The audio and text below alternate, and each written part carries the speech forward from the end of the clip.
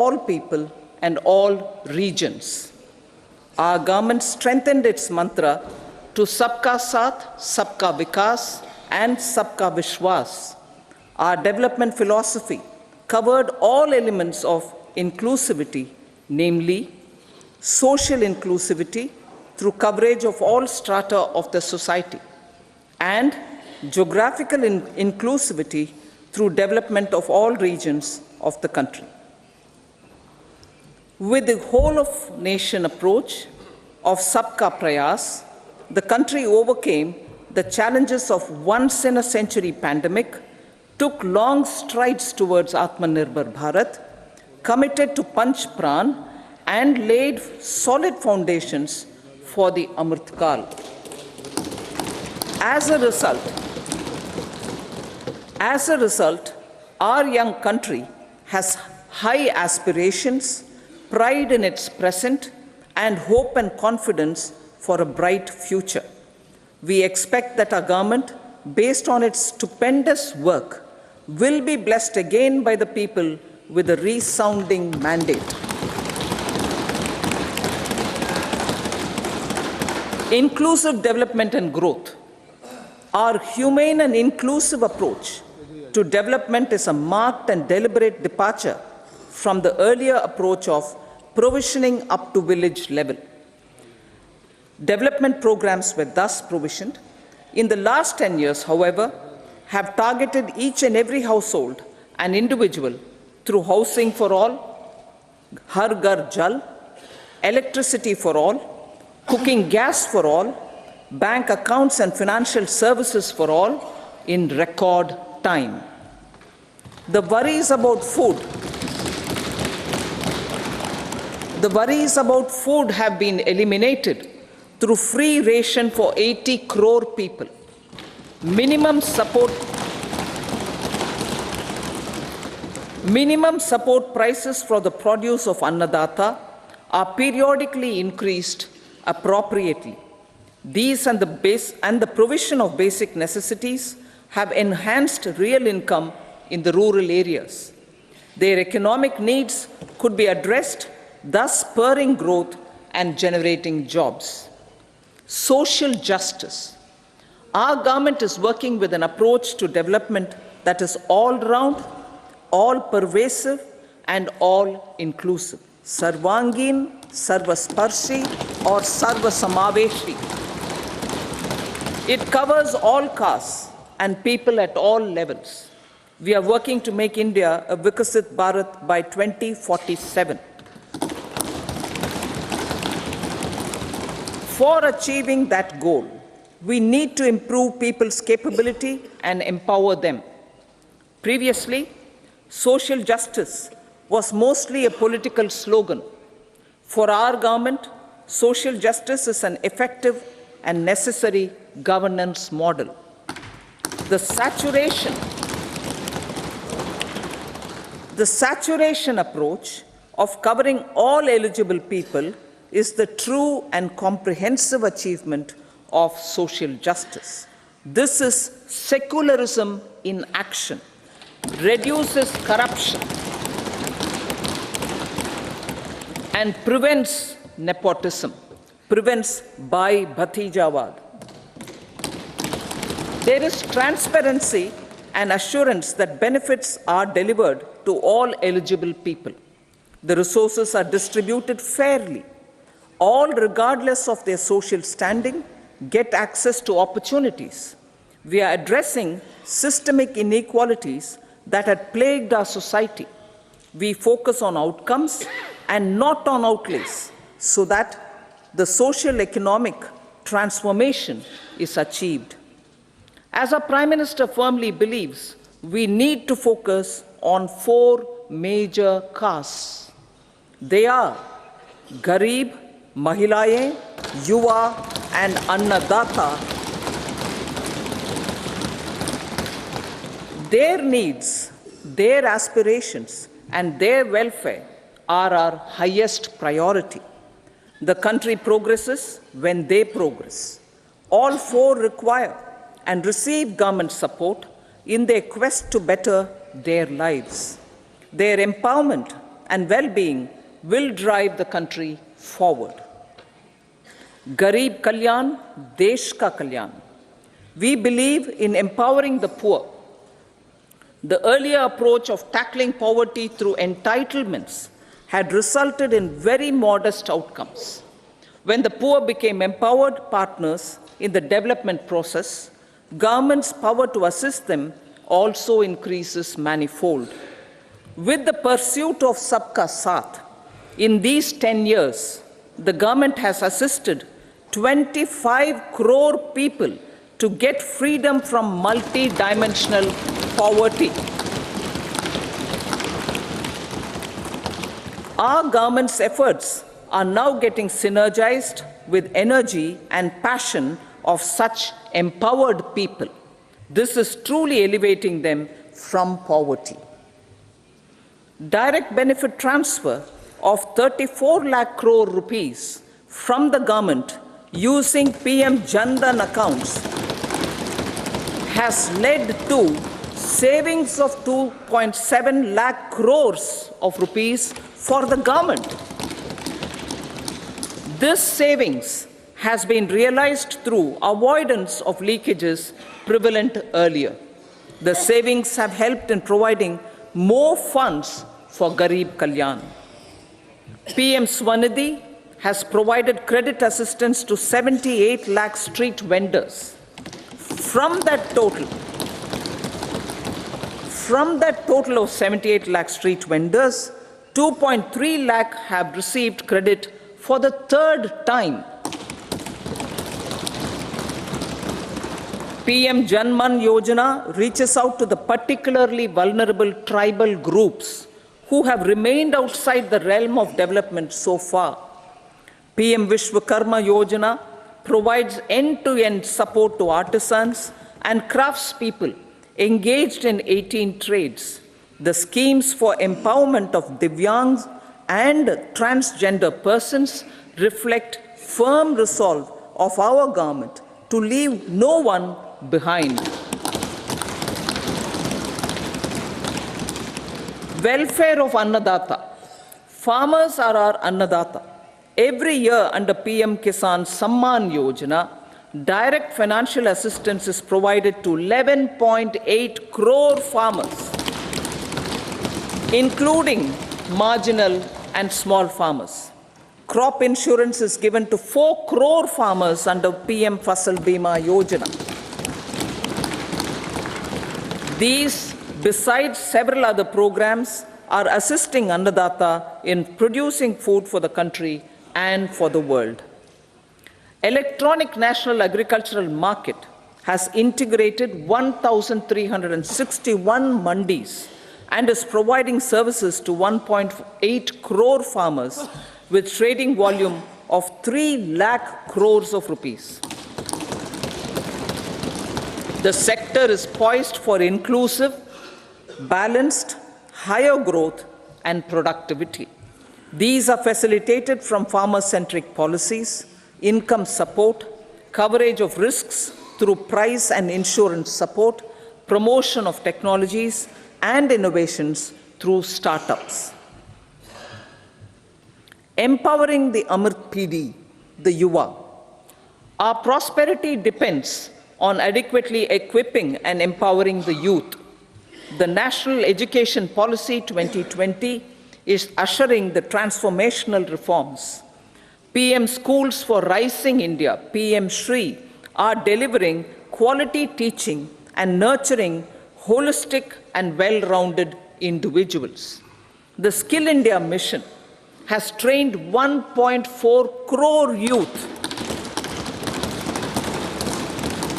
upskilled and reskilled 54 lakh youth, and established 3,000 new ITIs. A large number of institutions of higher learning, namely 7 IITs, 16 triple ITs, 7 IIMs, 15 AIMS, and 390 universities have been set up. PM Mudra Yojana has sanctioned 43 crore loans aggregating to 22.5 lakh crores of rupees for entrepreneurial aspirations of our youth. Besides that, Fund of Funds, Startup India, and Startup Credit Guarantee schemes are assisting our youth. They are also becoming Rozgar Data. The country is proud of our youth scaling new heights in sports. The highest ever medal tally in Asian Games and Asian Para Games in 2023 reflects a high confidence level.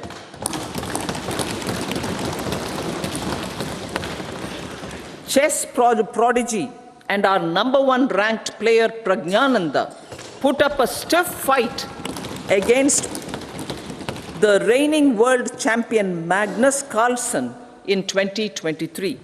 Today, India has over 80 chess grandmasters compared to little over 20 in 2010.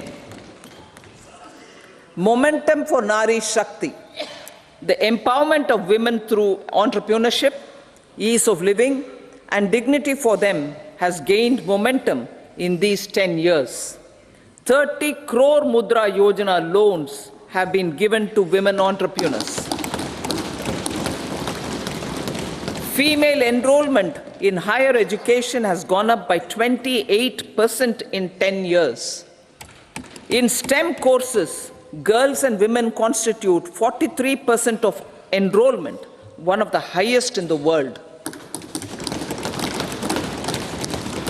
All these measures are getting reflected in the increasing participation of women in workforce. Making triple talaq illegal, reservation of 1/3 seats for women in the Lok Sabha and state assemblies, and giving over 70% houses under PM Awas Yojana in rural areas to women, and giving over 70% houses under PM Awas Yojana in rural areas to women as sole or joint owners have enhanced their dignity. Exemplary track record of governance, development, and performance.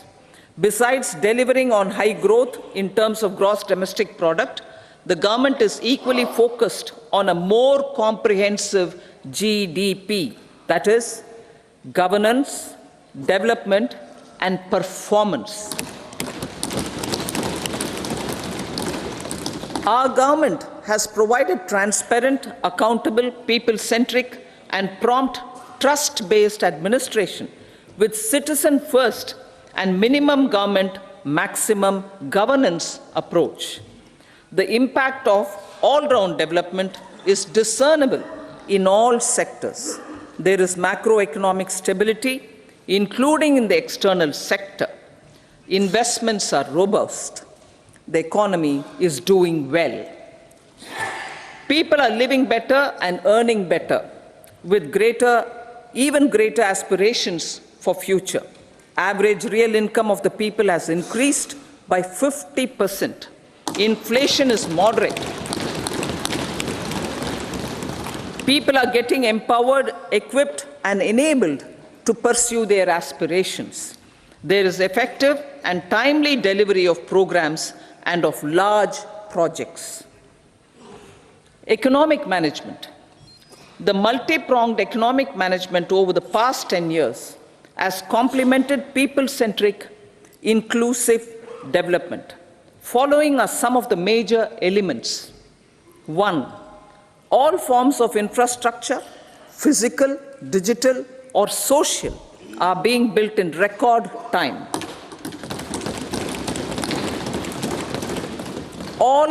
Number 2, all parts of the country are becoming active participants in economic growth. Number 3, digital public infrastructure, a new factor of production as if in the 21st century, is instrumental in formalization of the economy. Number 4, goods and services tax has enabled one nation, one market, one tax Tax reforms have led to deepening and widening of tax base. Number 5, strengthening of the financial sector has helped in making savings, credit, and investments more efficient. Number 6, GIFT, IFSC, and the Unified Regulatory Authority, IFSCA, are creating a robust gateway for global capital and financial services for the economy. Number 7, proactive inflation management has helped keep inflation within the policy band. Now, the global context, Honorable Speaker, sir. Geopolitically, global affairs are becoming more complex and challenging with wars and conflicts. Globalization is being redefined with reshoring and friendshoring, disruption and fragmentation of supply chains, and competition for critical minerals and technologies. A new world order is emerging after the COVID pandemic. India assumed the G20 presidency during very difficult times for the world. The global economy was going through high inflation, high interest rates, low growth, very high public debt, low trade growth, and climate changes. The pandemic has led to a crisis of food, fertilizer, fuel, and finances for the world, while India successfully navigated its way. The country showed the way forward and built consensus on solutions for those global problems. The recently announced India-Middle East-Europe economic corridor is a strategic and economic game changer for India and others. In the words of Honorable Prime Minister, the corridor, and I quote, will become the basis of world trade for hundreds of years to come, and history will remember that this corridor was initiated on Indian soil, unquote. Vision for Vikasit Bharat. Our vision for Vikasit Bharat is that of prosperous Bharat in harmony with nature, with modern infrastructure, and providing opportunities for all citizens and all regions to reach their potential. With confidence arising from strong and exemplary track record of performance and progress, earning Sabka Vishwas, the next 5 years will be years of unprecedented development and golden moments to realize the dream of developed India by 2047. The trinity of demography, democracy, and diversity backed by Sabka Prayas has the potential to fulfill aspirations of every Indian. As Honorable Prime Minister in his Independence Day address to the nation mentioned, I quote, there is no dearth of opportunities, as many opportunities as we want. The country is capable of creating more opportunities. Sky is the limit, unquote. Strategy for Amrit Kal. Our government will adopt economic policies that foster and sustain growth, facilitate inclusive and sustainable development, improve productivity, create opportunities for all, help them enhance their capabilities, and contribute to generation of resources to power investments and fulfill aspirations. Guided by the principle, reform, perform, and transform, the government will take up next generation reforms and build consensus with the states and stakeholders for effective implementation. It is an important policy priority for our government to ensure timely and adequate finances, relevant technologies, and appropriate training for the micro, small, and medium enterprises, MSMEs, to grow and also compete globally, orienting the regulatory environment to facilitate their growth will be an important element of this policy mix.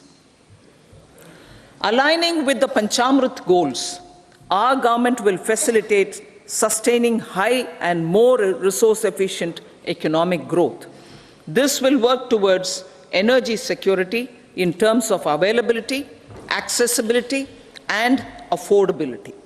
For meeting the investment needs, our government will prepare the financial sector in terms of size, capacity, skills, and regulatory framework. Aspirational Districts Program. Our government stands ready to assist the states in faster development of aspirational districts and blocks, including generation of ample economic opportunities. Development of the East. Our government will pay utmost attention to make the eastern region and its people a powerful driver of India's growth. PM Awas Yojana Gramin. Despite the challenges due to COVID, implementation of PM Awas Yojana Gramin continued, and we are close to achieving the target of 3 crore houses. 2 crore more houses will be taken up in the next 5 years to meet the requirement arising from increase in the number of families. Rooftop solarization and Muft Bijli. Through rooftop solarization, 1 crore households will be enabled to obtain up to 300 units free electricity every month. This scheme follows the resolve of Honorable Prime Minister on the historic day of consecration of Sri Ram Mandir in Ayodhya.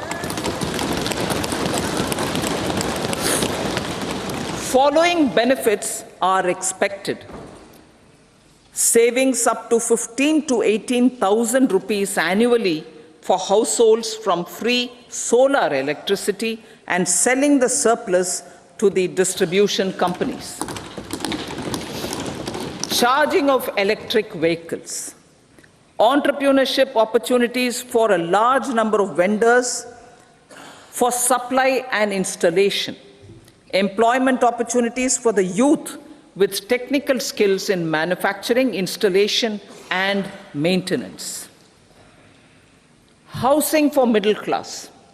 Our government will launch a scheme to help deserving sections of the middle class, and I quote from Honorable Prime Minister's words, living in rented houses or slums or chawls and unauthorized colonies, unquote, to buy or build their own houses. Medical colleges.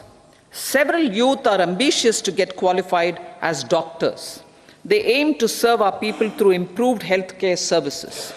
Our government plans to set up more medical colleges by utilizing the existing hospital infrastructure under various departments.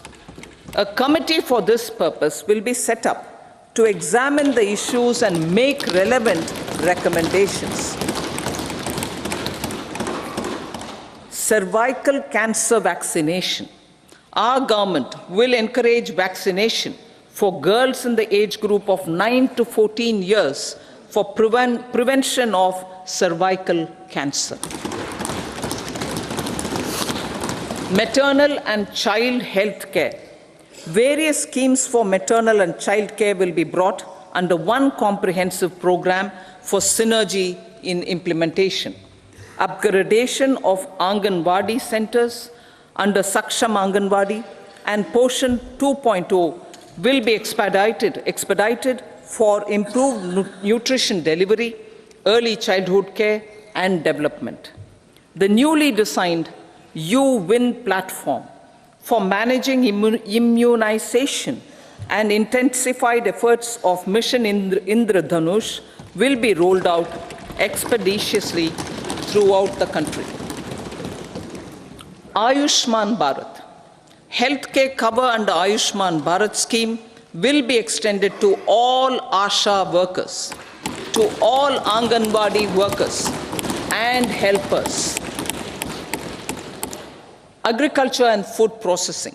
The efforts of value addition in agriculture sector and boosting farmers' incomes will be stepped up.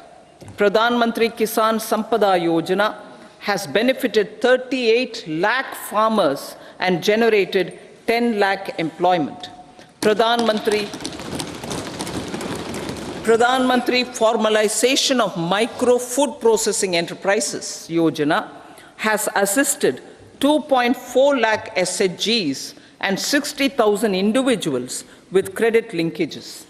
Other schemes are complementing the efforts for reducing post-harvest losses and improving productivity and incomes. For ensuring faster growth of the sector, our government will further promote private and public investment in post-harvest activities, including aggregation, modern storage, efficient supply chains, primary and secondary processing and marketing and branding. Nano DAP. After the successful adoption of nano urea, application of nano DAP on various crops will be expanded in all agroclimatic zones. Atmanirbhar Oil Seeds Abhiyan. Building on the initiative announced in 2022, a strategy will be formulated to achieve Atmanirbharta for oil seeds such as mustard, groundnut, sesame, soya bean, and sunflower. This will cover research for high-yielding varieties, widespread adoption of modern farming techniques, market linkages, procurement, value addition, and crop insurance. Dairy development. A comprehensive program for supporting dairy farmers will be formulated. Efforts are already on to control foot and mouth disease. India is the world's largest milk producer with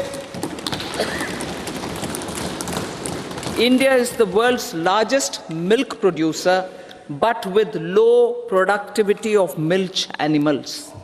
The program will be built on the success of existing schemes such as Rashtriya Gokul Mission, National Livestock Mission, and infrastructure development funds for dairy processing and animal husbandry.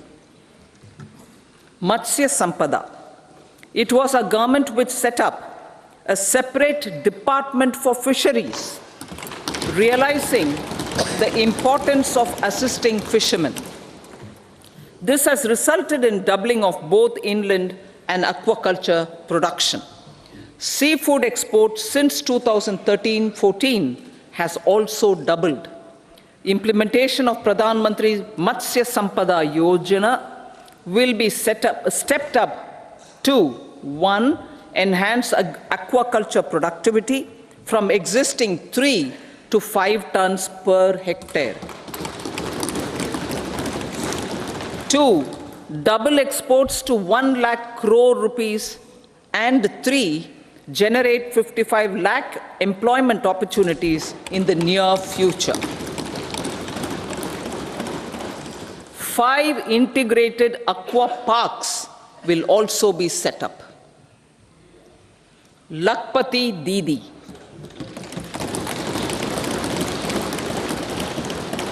83 lakh SHGs. 83 lakh SHGs with 9 crore women are transforming rural socio-economic landscape with empowerment and self-reliance. Honorable Speaker said, their success has assisted nearly 1 crore women to become Lakpati Didi already. They are an inspiration to others. Their achievements will be recognized through honoring them. Buoyed by the success, it has been decided to enhance the target for Lakpati Didi from 2 crores to to 3 crores.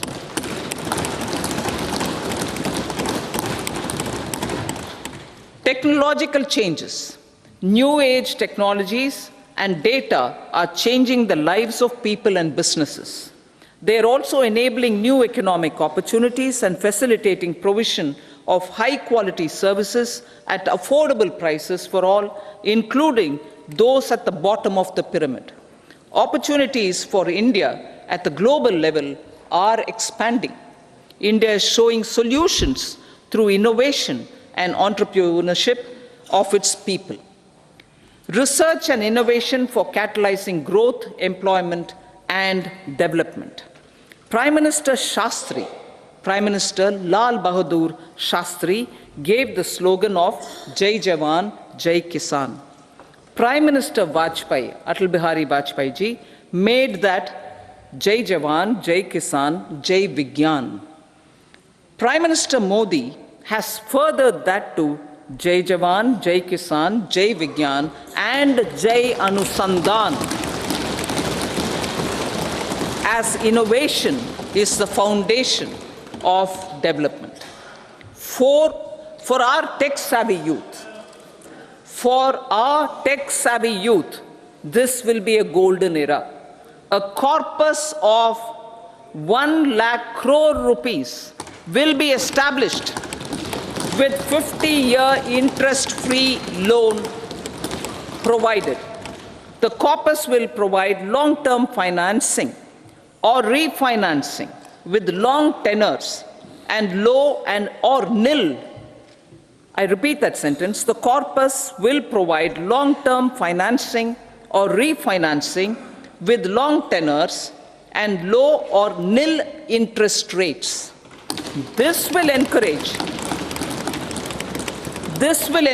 the private sector to scale up research and innovation significantly in sunrise domains. We need to have programs that combine the powers of our youth and technology. A new scheme will be launched for strengthening deep tech technologies for defense purposes and expediting Atmanirbharta. Infrastructure development. Building on the massive tripling of the capital expenditure outlay in the past 4 years, resulting in huge multiplier impact on economic growth and employment creation, the outlay for the next year is being increased by 11.1% to 11,11,111 crore rupees. This would be 3.4% of our GDP. Railways. 3 major economic railway corridor programs will be implemented. These are energy, mineral, and cement corridor. Number 2, port connectivity corridors. And number 3, high traffic density corridors. The projects have been identified under the PM Gati Shakti for enabling multimodal connectivity. They will improve logistics efficiency and reduce cost. The resultant decongestion of the high traffic corridors will also help in improving operations of passenger trains, resulting in safety and higher travel speed for passengers. Together with dedicated freight corridors, these 3 economic corridor programs will accelerate our GDP growth and reduce logistic costs.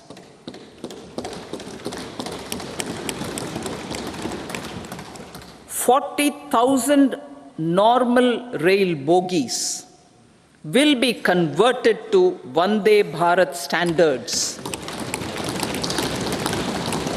to enhance safety, convenience, and comfort of passengers. Aviation sector. The aviation sector has been galvanized in the past 10 years. Number of airports have doubled to 149. Rollout of air connectivity to Tier 2 and Tier 3 cities under UDAN scheme has been widespread. 517 new routes are carrying 1.3 crore passengers. Indian carriers have proactively placed orders for over 1,000 new aircrafts.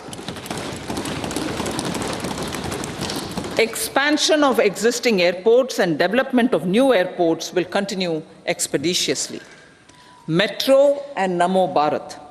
We have a fast expanding middle class and rapid urbanization is taking place. Metro rail and Namo Bharat can be the catalyst for the required urban transformation. Expansion of these systems will be supported in large cities, focusing on transit-oriented development. Green energy. Towards meeting our commitment for net zero by 2070, the following measures will be taken. Viability gap funding will be provided for harnessing offshore wind energy potential for initial capacity of 1 gigawatt. Coal gasification and liquefaction capacity of 100 metric tons will be set up by 2030.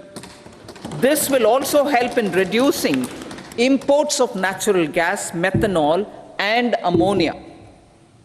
Phased mandatory blending of compressed biogas in compressed natural gas for transport and piped natural gas for domestic purposes will be mandated.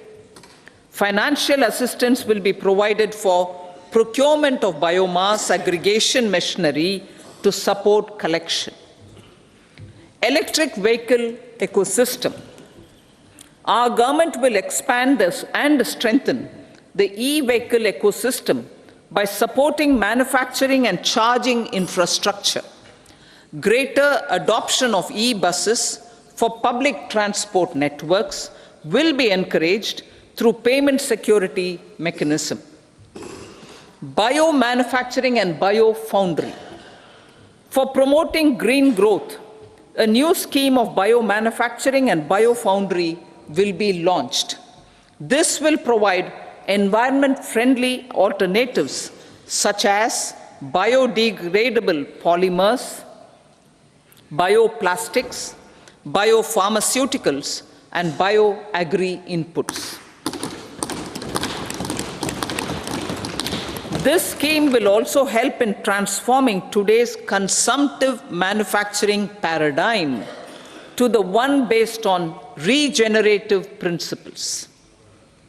Blue Economy 2.0.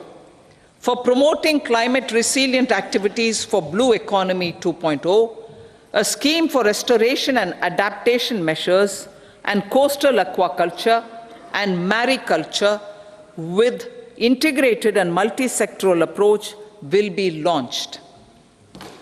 Comprehensive development of tourist centers. The success of organizing G20 meetings in 60 places presented diversity of India to global audience. Our economic strength has made the country an attractive destination for business and conference tourism. Our middle class also now aspires to travel and explore. Tourism, including spiritual tourism, has tremendous opportunities for local entrepreneurship. States will be encouraged to take up comprehensive development of iconic tourist centers, branding and marketing them at global scale. A framework for rating of the centers based on quality of facilities and services will be established. Long-term interest-free loans will be provided to states for financing such development on matching basis. To address the emerging fervor for domestic tourism, Honorable Speaker, sir, projects for port connectivity, tourism infrastructure, and amenities will be taken up on our islands, including Lakshadweep. This will help in generating employment also. promoting investments. The FDI inflow during 2014 to 23 was $596 billion US, marking a golden era. That is twice the inflow during 2005 to 14. For encouraging sustained foreign investment, we are negotiating bilateral investment treaties with our foreign partners in the spirit of First Develop India. FDI is First Develop India. Reforms in the states for Vikasit Bharat. Many growth and development enabling reforms are needed in the states for realizing the vision of Vikasit Bharat. A provision of 75,000 crore rupees as 50-year interest-free loan is proposed this year to support those milestone-linked reforms by the state governments. Societal changes. The government will form a high-powered committee for an extensive consideration of the challenges arising from fast population growth and demographic changes. The committee will be mandated to make recommendations for addressing these challenges comprehensively in relation to the goal of Vikasit Bharat. Amrit Kal as Kartavya Kal. Our government stands committed to strengthening and expanding the economy with high growth and to create conditions for people to realize their aspirations. Honorable Prime Minister, in his Independence Day address to the nation in the 75th year of our Republic, said, and I quote, "We commit ourselves to national development with new inspirations, new consciousness, new resolutions as the country opens up immense possibilities and opportunities. It is our Kartavya Kal." Unquote. Every challenge of the pre-2014 era was overcome through our economic management and our governance. These have placed the country on a resolute path of sustained high growth. This has been possible through right policies, true intentions, and appropriate decisions. In the full budget in July, Honorable Speaker, our government will present a detailed roadmap for our pursuit of Vikasit Bharat.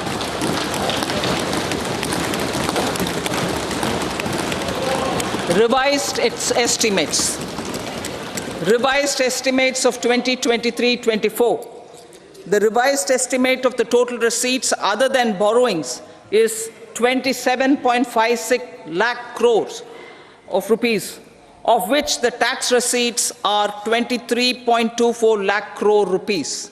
The revised estimate of total expenditure is 44.90 lakh crore rupees.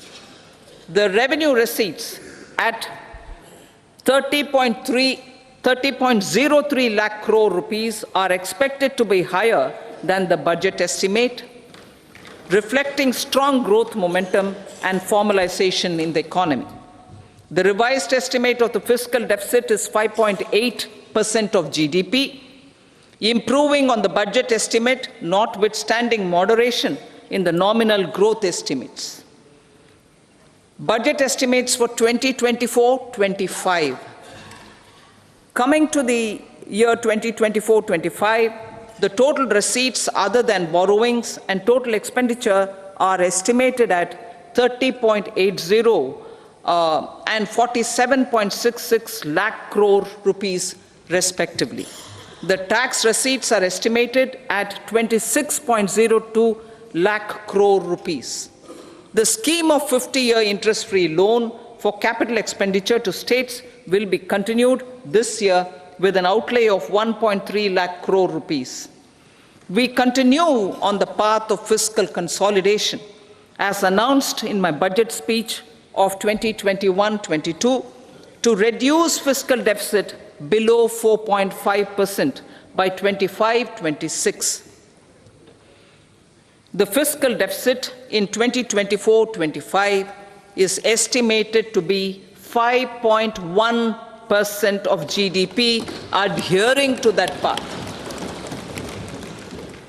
So the gross and net market borrowings through dated securities during 24-25 are estimated at 14.13 lakh crore rupees and 11.75 lakh crore respectively. Both will be less than that in 23-24. Now that the private investments are happening at scale, the lower borrowings by the central government will facilitate larger availability of credit for the private sector. Vote on account. I'll be seeking vote on account approval of the Parliament through the appropriation bill for a part of the financial year 2024-25. I will now move to Part B. Honourable Speaker, sir, over the last 10 years, the direct tax collections have more than trebled and the return filers swelled 2.4 times. I would like to assure the taxpayers that their contributions have been used wisely for the development of the country and welfare of its people. I appreciate the taxpayers for their continued support. The government has reduced and rationalized tax rates. Under the new tax scheme, there is now no tax liability for taxpayers with income up to 7 lakh rupees, up from 2.2 lakh rupees in the financial year 2013-14. The threshold for presumptive taxation for retail businesses was increased from 2 crores to 3 crores. Similarly, the threshold for professionals eligible for presumptive taxation was increased from 50 lakh rupees to 75 lakh rupees. Also, corporate tax rate was decreased from 30% to 22% for existing domestic companies and to 15% for certain new manufacturing companies. Honourable Speaker, sir, in the last 5 years, our focus has been to improve taxpayer services. The age-old jurisdiction-based assessment system was transformed with the introduction of faceless assessment and appeal, thereby imparting greater efficiency, transparency, and accountability. Introduction of updated income tax returns, a new Form 26AS, and pre-filling of tax returns have made filing of tax returns simpler and easier. Average processing time of returns has been reduced from 93 days in the year 2013-14 to a mere 10 days this year, thereby making refunds faster. Indirect taxation. By unifying the highly fragmented indirect tax regime in India, the GST has reduced the compliance burden on trade and industry. The industry has acknowledged the benefits of GST. According to a recent survey conducted by a leading consulting firm, 94% of industry leaders view the transition to GST as largely positive.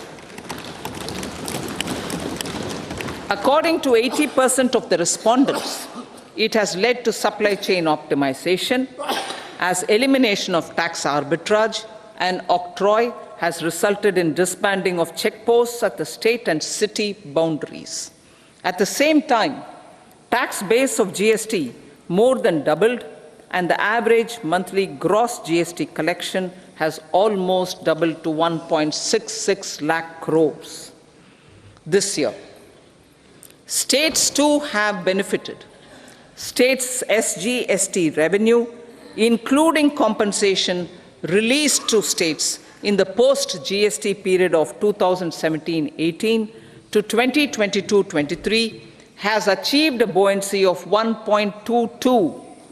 In contrast, the tax buoyancy of state revenues from subsumed taxes in the pre-GST 4-year period of 2012-13 to 2015-16 was a mere 0.72. The biggest beneficiaries are consumers, as reduction in logistic cost and taxes have brought down prices of most goods and services. We have taken a number of steps in customs to facilitate international trade. As a result, the import release time declined by 47% to 71 hours at inland container depots, by 28% to 44 hours at air cargo complexes, and by 27% to 85 hours at seaports over the last 4 years since 2019, when the national time release studies were first started. Tax proposals. As for tax proposals, in keeping with the convention, I do not propose to make any changes relating to taxation and propose to retain the same tax rates for direct and indirect taxes, including import duties. However, certain tax benefits to startups and investments made by sovereign wealth or pension funds, as also tax exemption on certain income of some IFSC units, are expiring on 31/3/2024. To provide continuity in taxation, I propose to extend the date to 31/3/2025. Moreover, in line with the government's vision to improve ease of living and ease of doing business, I wish to make an announcement to improve taxpayers' services. There are a large number of petty, non-verified, non-reconciled, or disputed direct tax demands, many of them dating as far back as 1962, which continue to remain on the books, causing anxiety to honest taxpayers and hindering refunds of subsequent years. Honorable Speaker, sir, I propose to withdraw such outstanding direct tax demands up to 25,000 rupees pertaining to the period up to financial year 2009-10 and up to 10,000 rupees for financial years 2010-11 to 2014-15. This is expected to benefit about 1 crore taxpayers. 1 crore taxpayers would benefit out of this.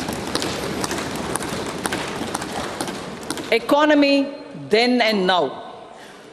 In 2014, when our government assumed the reins, the responsibility to mend the economy step by step and to put the governance systems in order was enormous.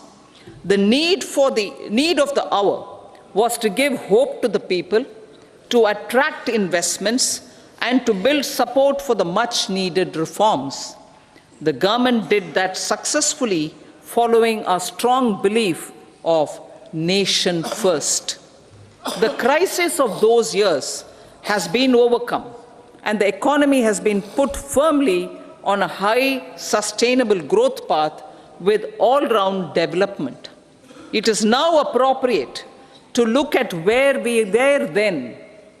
I repeat, it is now appropriate to look at where we were then till 2014 and where we are now, only for the purpose of drawing lessons from the mismanagement of those years. The government will lay a white paper on table of the House.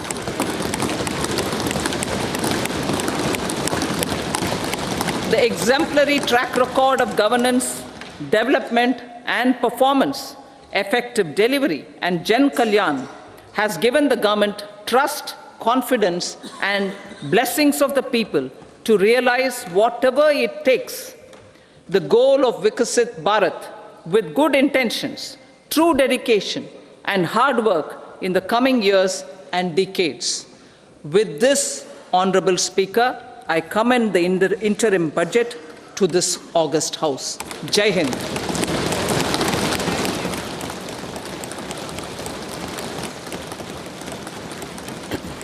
Well, it's a huge positive in terms of fiscal rectitude.